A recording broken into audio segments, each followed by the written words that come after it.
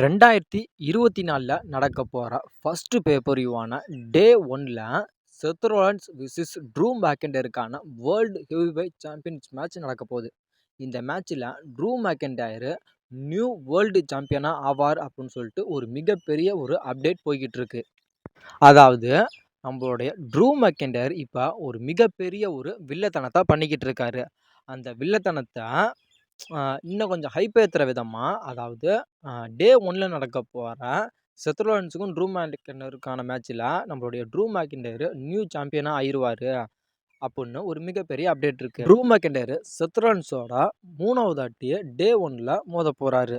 அதனால் நம்ம true McIntyre new world சாம்பியனாக ஆவார்னு எதிர்பார்க்கலாம். இந்த அப்டேட் எதனால் சொல்லப்படுதுன்னா, ரெசல்மேனியா 40ல் செத் ரோலன்ஸ் விசஸ் சிஎம் பங்க்குக்கான ஒரு மேட்ச் இருக்குது. இந்த மேட்ச்சை ஒரு நான் டைட்டில் மேட்சாக வச்சிடலாம் அப்படின்னு சொல்லிட்டு டபிள்யூ ரொம்ப எக்ஸ்பெக்ட் பண்ணுறாங்களா.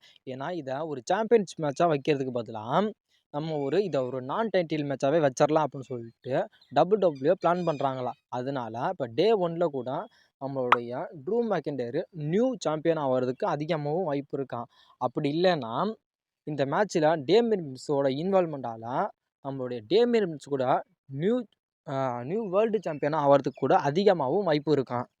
அப்படியே டே 1ல் நம்மளுடைய டேமியன் பிரின்ஸு அவரோட மணி இன் த பேங்கை கேஷின் பண்ணி நியூ வேர்ல்டு சாம்பியனாக ஆகிட்டார்னா, அதுக்கப்புறம் நடக்க போகிற எலிமினேஷன் சேம்பரில் நம்மளுடைய ட்ரூ மேக்கெண்டருக்கும் நம்மளுடைய டேமியன் பிரின்ஸுக்கும் நம்மளுடைய செத் ரோலன்ஸுக்கான ஒரு த்ரிபிள் மேட்ச் கூட கிரவுண்ட் ஜோனில் அதாவது எலிமினேஷன் சேம்பரில் நடக்கும்னு அதிகமாகவும் எதிர்பார்க்கலாம்.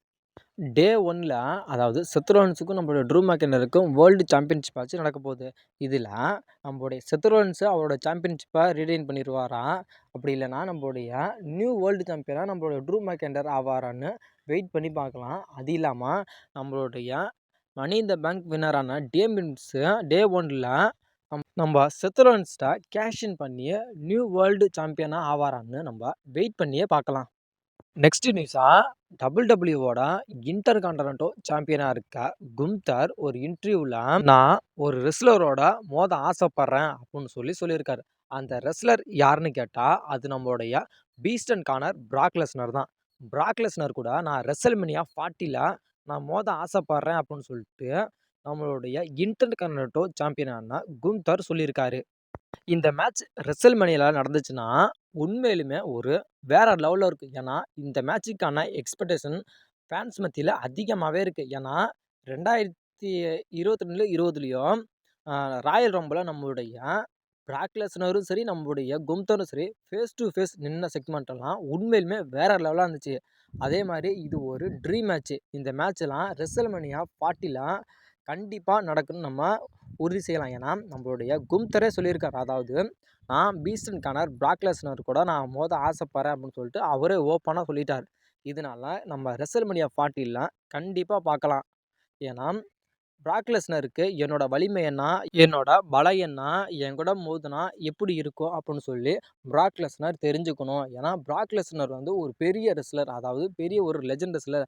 அந்த ரெஸ்லர் கூட நான் மோத அதிகமாகவும் ஆசைப்பட்றேன்.